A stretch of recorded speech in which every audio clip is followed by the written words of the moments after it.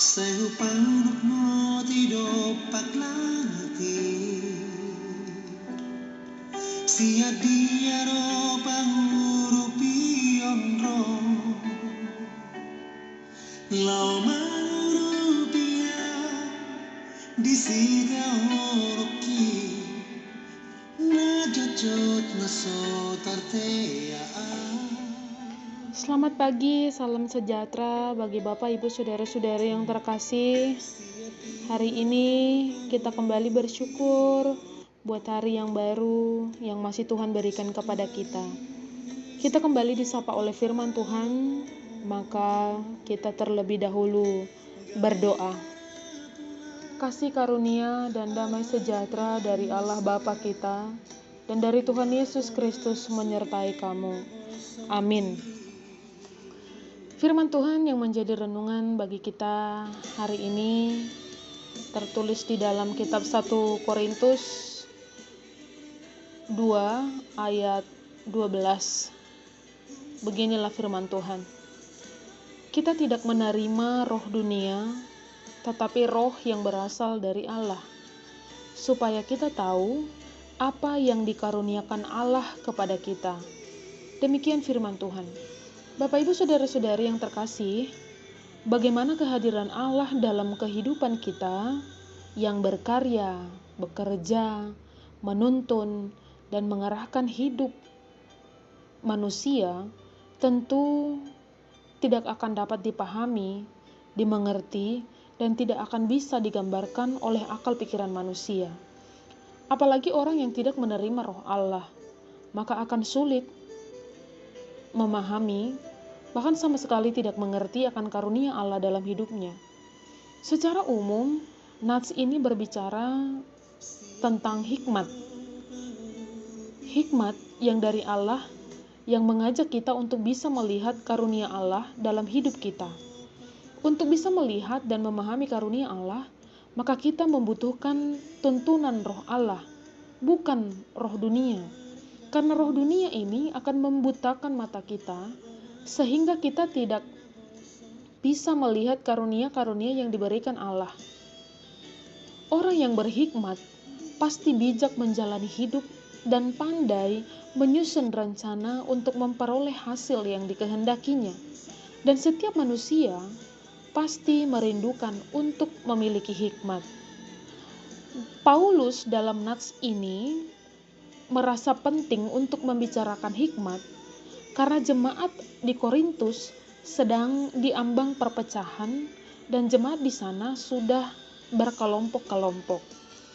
Dan di sanalah Paulus menjelaskan tentang hikmat Allah yang tersembunyi dan rahasia dan hanya diterima oleh orang yang sudah menerima roh Allah.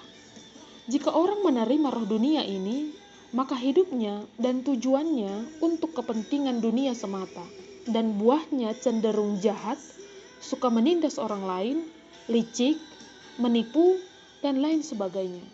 Dan orang yang menerima roh dunia, pasti hidupnya egois, melihat segala sesuatu yang menguntungkan dirinya sendiri, dan sulit untuk melihat karunia Tuhan dalam hidupnya. Firman Tuhan ini mengajarkan kita supaya memiliki hikmat dari Allah. Hikmat Allah akan mengarahkan kita kepada kehidupan yang kekal. Allah telah memberikan keselamatan bagi manusia, bagi Bapak, Ibu, Saudara-saudari, dan juga bagi saya.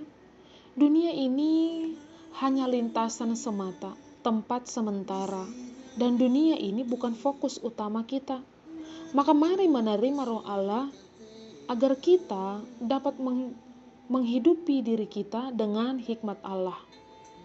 Hikmat Allah akan menuntun kita untuk memiliki pikiran Kristus yang mau melakukan kehendak Allah.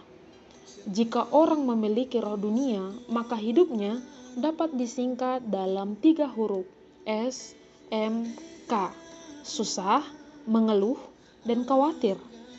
Dan orang yang memiliki roh Allah pasti hidupnya memiliki S3: suka, senang, dan semangat. Maka mari hidup dengan penuh semangat. Selamat beraktivitas dan mari bekerja dengan semangat. Sebagai bukti kalau kita sudah memiliki roh Allah. Amin. Kita berdoa. Terima kasih Tuhan untuk firman-Mu hari ini yang kembali mengingatkan kami supaya kami memiliki roh yang daripada-Mu, yang menuntun kami kepada kehidupan yang kekal dan menuntun kami untuk melakukan segala sesuatu yang baik di hadapan-Mu. Tuhan, kuatkan kami untuk melakukan firman-Mu. Berikan roh Kudus-Mu, supaya roh Kudus-Mu yang senantiasa menuntun kami Tuhan. Dan kiranya firman-Mu ini boleh menjadi pelita dan dasar dalam hidup kami. Berkati orang-orang yang mendengarkan firman-Mu ini Tuhan. Engkau yang campur tangan dalam setiap aktivitasnya. Engkau yang menjauhkan segala mara bahaya dari setiap langkahnya. Berikan kesehatan, panjang umur serta rezeki yang daripada-Mu. Keluarganya Tuhan, yang jauh maupun yang dekat. Engkaulah yang selalu memberkati. Kehidupan kami dalam satu hari ini kami serahkan hanya ke dalam tangan pengasihan-Mu. Engkaulah Tuhan yang berkuasa dan memelihara hidup kami. Berkati bangsa kami ini Tuhan. Bawa bangsa kami ini ke jalan yang Kau kehendaki melalui para pemimpin-pemimpin kami. Terima kasih Tuhan, hari ini kami menyerahkan seluruh hidup kami hanya ke dalam tangan pengasihan-Mu. Di dalam Kristus Yesus, kami berdoa dan mengucap syukur hanya kepada-Mu. Anugerah dari Tuhan kita Yesus Kristus, kasih setia Allah Bapa, dan persekutuan Roh Kudus menyertai kamu sekalian. Amin.